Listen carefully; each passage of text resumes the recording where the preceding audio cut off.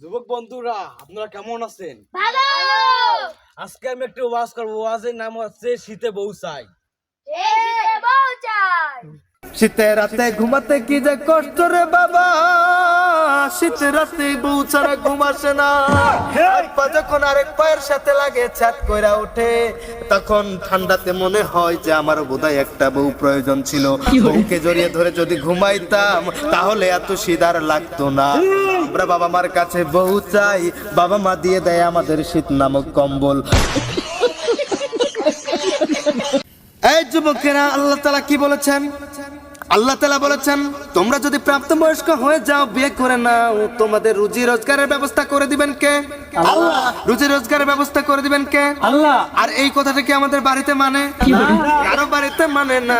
বাবা মাকে যত করে বোঝানোর চেষ্টা করি, ও আমার আব্বা, ও আমার আম্মা, ও আমার খালা খালু আত্মীয় স্বজন, তোমরা আমার আব্বা মাকে বুঝাও আর আমাকে বিয়ে দিয়ে দাও, কিন্তু তারা আমাদের বিয়ে দেয় না। উল্টো অজুহাত, তোমার এখনো নিজের পায়ে দাঁড়ানো হয় নাই, তোমার এখনো বয়স হয় নাই, বিভিন্ন অজুহাত দিয়ে আমাদের লাইফটাকে তেজপাতা করে দিচ্ছে। যেখানে আমাদের বউ নিয়ে অনেক দিন ঘর সংসার করার কথা, ছোট ছোট ফুটফুটে বাচ্চা থাকার কথা, সেখানে আমরা নিজেরাই এখন আমাদের বাবা মার কাছে বাচ্চা। এই বৈষম্য মানি না, মানি না। বিয়ের সময় বউ ছাড়া বিছানায় থাকবো না। এ যুবক, ও যুবক, তিনজন উপবিষ্ট যুবক, তোমাদের জন্য কষ্ট হয়, দয়া লাগে, মায়া লাগে, কারণ তোমরাও তোমাদের বাবা মাকে বোঝাতে বোঝাতে অতিষ্ঠ, তোমরাও অতিষ্ঠ হয়ে গেছো। এতদিন বলার পরে তোমাদের বিয়ে দেয় না। আর এই ওয়াজ নসিহত শুনতে আইসা তোমরা যদি এখান থেকে যাওয়ার পর বাবা মাকে সুন্দর করে একটা সালাম দিয়ে বলো, ও বাবা, আমি বিয়ে করতে চাই, বিয়ে দিয়ে দাও, আর বেশি দেরি করা যাবে না, আমার আর ধৈর্য সয় না, সামনে শীত আইসা গেছে, বউ ছাড়া আমার চলে না। শীতের রাতে ঘুমাতে কি যে কষ্ট রে বাবা, শীতের রাতে বউ ছাড়া ঘুম আসে না। এক পা যখন আরেক পায়ের সাথে লাগে ছাদ কইরা ওঠে, তখন ঠান্ডাতে মনে হয় যে আমার বোধহয় একটা বউ প্রয়োজন ছিল। বউকে জড়িয়ে ধরে যদি ঘুমাইতাম তাহলে এত শীত আর লাগতো না। আমরা বাবা মার কাছে বউ চাই, বাবা মা দিয়ে দেয় আমাদের শীত নামক কম্বল।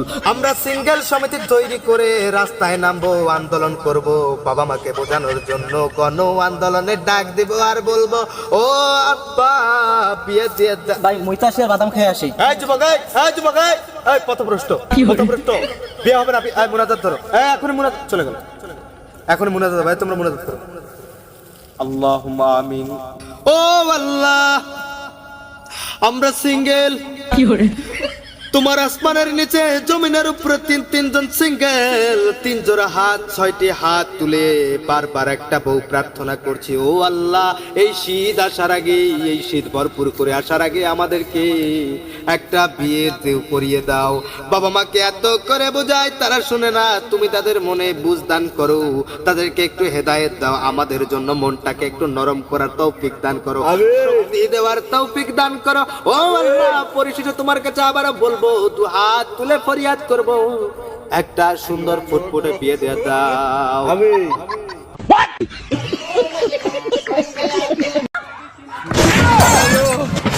এই বাজান্ডে, আমি নিজের বিয়ে নিজে কেন দিচ্ছি? এটা কেমন ধরনের প্রশ্ন করলেন আব্বাজান? আব্বাজান, আপনি তো বিবেকহীন একটা মানুষ, নিজের সিঙ্গেল ছেলেকে বিয়ে দিতে পারেন না, আবার পটার করেন। এই বাজান্ডে, আপনার তো বিবেক বোধ নাই, মাথায় যতগুলো চুল, এই পরিমাণ যদি আপনার বুদ্ধি থাকতো তাহলে কবেই আমার বিয়ে দিয়ে দিতেন। এই বাজান্ডে, আপনি মুখের দিকে তাকাবেন না আব্বাজান, আব্বাজান। আবার বলতে কষ্ট হচ্ছে, আপনার মতো মানুষ, আপনাকে দাওয়াত দেওয়া ছাড়া আমার মতো ছেলের আর কোনো উপায় নাই, তাই নিজের বিয়ে নিজে দিয়েছি। ভেবেছি আপনি অ্যাটেন্ড করে ওখানে লজ্জা পাবেন, লজ্জিত হবেন, যেহেতু নিজের বিয়ে দিচ্ছেন না, সরি আমার বিয়ে দিচ্ছেন না, সেহেতু আপনি এই কার্ড গ্রহণ করে আমার আম্মাকে নিয়ে লাল শাড়ি সাদা পাঞ্জাবি পরে চলে আসবেন আমার বিয়েতে। বিয়ে খেতে আব্বাজান কোনো টাকা পয়সা লাগবে না, মাগনা ফ্রি।